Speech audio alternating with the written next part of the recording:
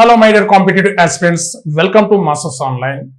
ఈ వీడియోలో మనం కొత్తగా భారతదేశం నుండి ప్రకటించబడ్డ రామ్సర్ సైట్స్ ఒకసారి ఆ టాపిక్ ని మనం పరిశీలిద్దాం. ఎందుకంటే భారతదేశం నుండి దాదాపు 96 రామ్సర్ సైట్స్ అనేటివి గుర్తించబడ్డాయి. కాబట్టి సో ప్రపంచంలో 3వ అత్యధిక రామ్సర్ సైట్స్ ఉన్న దేశం మనది ఇప్పుడు. కాబట్టి ఈ వీడియో అనేది మనకి చాలా ఇంపార్టెంట్. మరి ఏ ప్రాంతాలను ఇటీవల రామ్సర్ సైట్స్ గా గుర్తించడం జరిగింది, వీటితో కలుపుకొని భారతదేశంలో మొత్తం రామ్సర్ సైట్స్ సంఖ్య ఎంత, అండ్ ఏ రాష్ట్రంలో అత్యధికంగా ఉన్నాయని ఒక 3-4 అంశాల ప్రాతిపదికంగా ఈ వీడియోని మీరు స్కిప్ చేయకుండా చూడండి. Very important. సో మన సైన్స్ అండ్ టెక్నాలజీ, పర్యావరణ సమస్యలు, సో అండ్ మిగతా పోటీ పరీక్షల పరంగా కరెంట్ అఫైర్స్ లో కూడా చాలా ఇంపార్టెంట్. కాబట్టి వీడియోని స్కిప్ చేయకుండా చూడండి. మాస్టర్స్ ఆన్లైన్ ఛానల్ సబ్స్క్రైబ్ చేయని వాళ్ళు సబ్స్క్రైబ్ చేయండి, షేర్ చేయండి, లైక్ చేయండి, కామెంట్ చేయండి. ఇక్కడ సరే ఏంటి ఇక్కడ తీసుకున్నప్పుడు సో ఇది సాధారణంగా ఈ ఇమేజ్ చూడండి. ఆ ఇమేజ్ గురించి నేను పేర్లు తర్వాత చెప్తాను. ఇక్కడ ఫస్ట్ ఆఫ్ ఆల్ ఇటీవల ప్రకటించబడ్డ కొత్త రామ్సర్ సైట్స్ లేదా రామ్సర్ చిత్తడి నేలలో ఏంటిది అంటే ఒకటి సిలిసెర్ సరస్సు అని అంటారు. సిలిసెర్ సరస్సు, ఇక్కడ సిలిసెర్ సరస్సు అని అంటారు. ఈ సిలిసెర్ సరస్సు వచ్చేసి రాజస్థాన్ లో ఉంది. ఇది రాజస్థాన్ లో ఉన్న కృత్రిమ రిజర్వాయర్ లేదా మానవ నిర్మిత రిజర్వాయర్ అని అంటాం. మానవ నిర్మిత రిజర్వాయర్ లేదా సరస్సు ఇది. సో ఆ విధంగా ఎవరు నిర్మించారు, ఇక్కడ ప్రధానంగా ఎక్కడుంది ఇది, ఈ అంటే మ్యాన్ మేడ్ రిజర్వాయర్ అనేది ప్రధానంగా రాజస్థాన్ లో సరిస్కా టైగర్ రిజర్వ్ ఆ ప్రాంతంలోనే, సరిస్కా టైగర్ రిజర్వ్ ఉన్న ప్రాంతంలోనే ఈ సరస్సు అనేది మానవ నిర్మిత సరస్సు అనేది ఉంది. దీన్ని 1845లో మహారాజా వినయ్ సింగ్ నిర్మించడం జరిగింది. ఆ ఏరియాలో అల్వార్ ప్రాంతానికి లేదా అల్వార్ ఆ పట్టణానికి, నగరానికి మంచినీరు అందించడానికి 1845లో నిర్మించిన సరస్సు పేరు. సో అక్కడ దాని పేరు సిలిసెర్ సరస్సు అని గుర్తుపెట్టుకోండి. అక్కడ అర్ధశుష్క ప్రాంతంలో విస్తరించి ఉన్న ప్రాంతంలో ఇది ఉంది. ఇక సాధారణంగా ఉన్న జంతు సంపద ఏంటంటే దాదాపు 149 పక్షి జాతులు అండ్ 17 క్షీరద జాతులు అనేటివి అక్కడ ఉన్నాయి. వాటితో పాటు మోస్ట్ ఇంపార్టెంట్ ఏంటంటే ఇక్కడ గుర్తుపెట్టుకోండి, ఒకటి ఏంటి, రివర్ టెన్ అనే ఒక పక్షి జాతి ఉంటుంది అక్కడ. Okay, vulnerable river ten and so next endangered tiger sites, అంటే ఆల్మోస్ట్ సరిస్కా మన టైగర్ రిజర్వ్ అనేది ఉంది. సో సరిస్కా అనేది సాధారణంగా రాజస్థాన్ లో ఉన్న ముఖ్యమైన టైగర్ రిజర్వ్ లో అదొకటి. సో ఆ విధంగా ఇక్కడ మొత్తం మీద 149 పక్షి జాతులు, 17 క్షీర జాతులు అనేటివి ఉన్నాయని గుర్తుపెట్టుకోండి. వెరీ ముఖ్యంగా ఏంటంటే అక్కడ బ్లాక్ స్టోర్క్ అనే ఒక పక్షి ఉంటుందండి. బ్లాక్ స్టోర్క్ అంటే ఒక క్రేన్, అంటే ఒక కొంగ జాతికి సంబంధించిన ఒక పక్షి. ఈ బ్లాక్ స్టోర్క్ అనేది ఈ ప్రాంతంలోనే ఉంటుంది అని గుర్తుపెట్టుకోండి. అంటే రామ్సర్ చిత్తడి నేలగా గుర్తించాలి అంటే ప్రధానంగా అక్కడ ఏంటిది, అనేక రకాల జీవ వైవిధ్యాన్ని ఆ ప్రాంతం కలిగి ఉండాలి. వృక్ష సంపద, జంతు సంపద ఈ అన్నిటికీ ప్రధానమైన ఆవాసంగా కలిగి ఉండాలి. సో అట్లనే రామ్సర్ సైట్ ని గుర్తిస్తారు. కాబట్టి ఇప్పుడు మనకి ఈ సిలిసెర్ సరస్సు అనేది కూడా రాజస్థాన్ నుండి సరిస్కా టైగర్ రిజర్వ్ ఉన్న సరస్సును మానవ నిర్మిత సరస్సు అనేది గుర్తించబడింది అని గుర్తుపెట్టుకోండి. ఇక నెక్స్ట్ తీసుకున్నట్టయితే మరొక రామ్సర్ సైట్ ఏంటిది, కోప్రా జల్సే అనేది ఒకటి. కోప్రా జలాశయ్, కోప్రా జలాశయ్.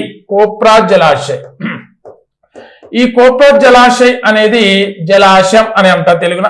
సో సాధారణంగా ఛత్తీస్గఢ్ లో ఉంది. ఇది ఎక్కడ, ఏ రాష్ట్రం అంటే ఛత్తీస్గఢ్. కోప్రా జలాశయం అనేది ఛత్తీస్గఢ్ లో ఉంది. సో ఆధారంగా ఎక్కడెక్కడ నదీ పరివాహక ప్రాంతం పరంగా తీసుకున్నప్పుడు, జాగ్రఫీ పరంగా తీసుకున్నప్పుడు మహానది పరివాహక ప్రాంతంలోనే ఉంది. ఏ నది, మహానది.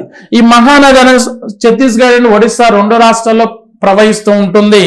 కాబట్టి ఈ ఛత్తీస్గఢ్ మహానది పరివాహక ప్రాంతంలో కోప్రా జలాశయం అనేది ఉంది. ఈ కోప్రా జలాశయం అనేది సాధారణంగా ఏంటిది అంటే ఓకే, అనేక రకాల హ్యాబిటేట్స్ కి ఇది ప్రధానమైన ఆవాసం. హ్యాబిటేట్ మీన్స్ అనేక రకాల ఫనా అండ్ ఫ్లోరా, ఓకే, జంతు జాతులు, అదే విధంగా వృక్ష జాతులకు కూడా ఒక ప్రధానమైన ఆవాసంగా ఉంది. ఇక ఏంటి అంటే 60 ఆల్మోస్ట్ ఇక్కడ వలస పక్షి జాతులు, ఇక్కడ 60 మైగ్రేటరీ బర్డ్ స్పీసెస్ ఇక్కడ ఉంటున్నాయి. ఇక్కడ ఓకే, 60 కంటే ఎక్కువ పక్షి జాతులు, వలస పక్షి జాతులు ఇక్కడ ఉంటున్నవి. అదే విధంగా తీసుకున్నప్పుడు ఇక్కడ పనా తీసుకుంటే ఇక్కడ వెరీ ఇంపార్టెంట్ ఏంటిది అంటే ఈగల్ అక్కడ. సో ఆ ఈగల్ ఏంటంటే అక్విలా క్లాంగ్ అనే ఒక ఈగల్ ఉంటుంది ఇది. సో దీని మనకు అదే విధంగా ఈజిప్షియన్ వల్చర్ అనేది ఉంటుందండి.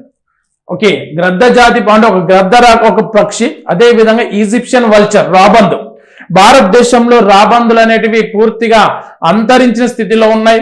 కొన్ని వేల మీద లెక్కబెట్టి ప్రాంతాల్లో మాత్రమే ఆ రాబందులు అనేటివి ఉన్నాయి. కాబట్టి ఛత్తీస్గఢ్లోని ఈ రాబందుల వలస ప్రాంతం అయితే ఏదైతే ఉందో ఓక్రా జలాశయం అనేది, ఆ కోప్రా జలాశయం అనేది సో ఇక్కడ రామ్సర్ చిత్తడి నేలల కింద ప్రకటించబడింది ఈ 2025లో.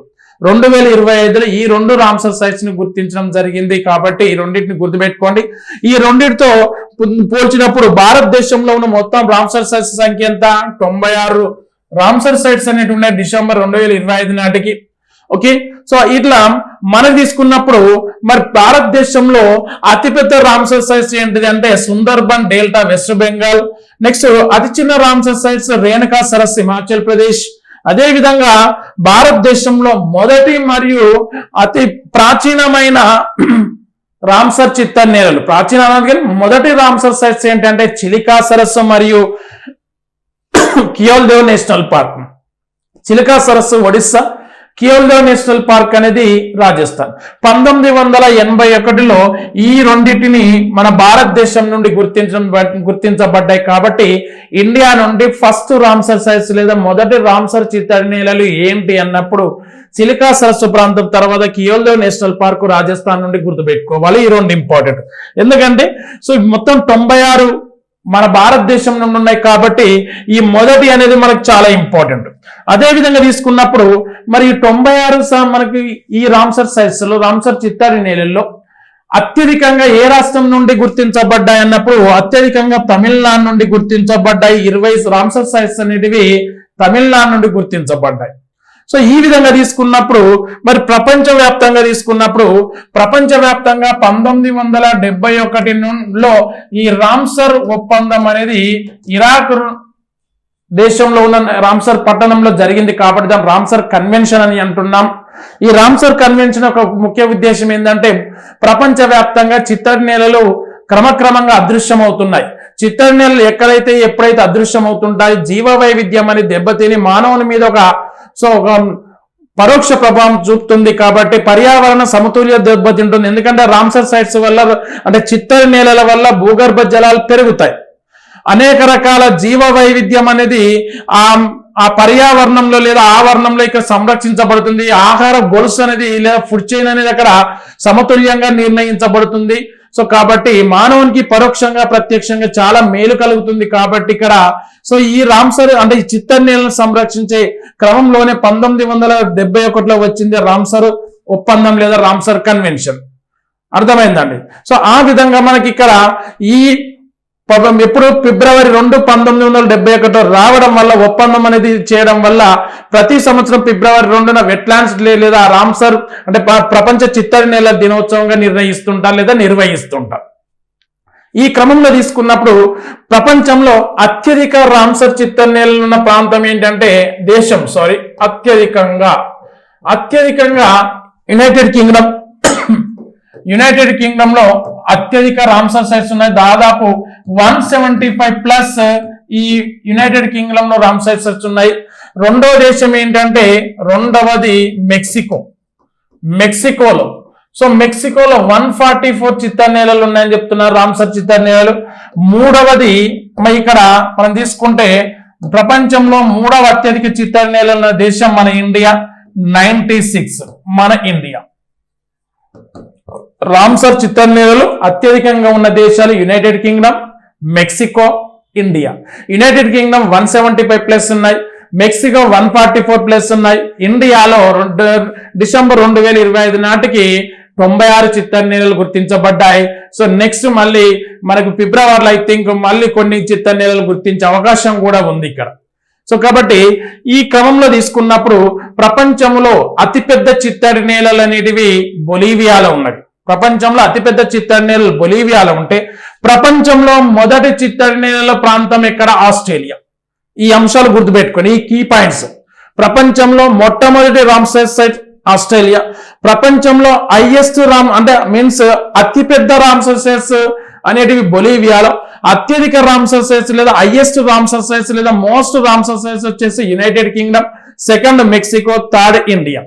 సో ఈ చిత్తడి నీళ్ళ పరంగా సంబంధించి ఈ పర్యావరణ సంబంధిత టాపిక్ అనేది మన పోటీ పరీక్షలు ప్రిపేర్ అవుతున్న అందరు అభ్యర్థులకి ఇప్పుడు మనకి ఎస్ఎస్సి నుండి ఒక భారీ నోటిఫికేషన్ వచ్చింది, కరెంట్ అఫైర్స్ పరంగా అక్కడ అడగడానికి అవకాశం ఉంటుంది. సివిల్స్ ప్రిలిమ్స్ లో కూడా మనకి ఈ కరెంట్ అఫైర్స్ నుండి చాలా ఇంపార్టెంట్. అన్ని పోటీ పరీక్షల్లో ఈ అంశం అనేది చాలా అవసరం కాబట్టి సో ఇక్కడ వీటి గురించి పూర్తిగా అధ్యయనం చేయండి. కరెంట్ అఫైర్స్ లో, పర్యావరణ సమస్యలో, జనరల్ సైన్స్ లో, జోగ్రఫీలో ఈ అన్ని సబ్జెక్టుల పరంగా ఈ అంశం ఇంపార్టెంట్. సో కాబట్టి వీడియోని స్కిప్ చేయకుండా చూడండి. Thank you very much.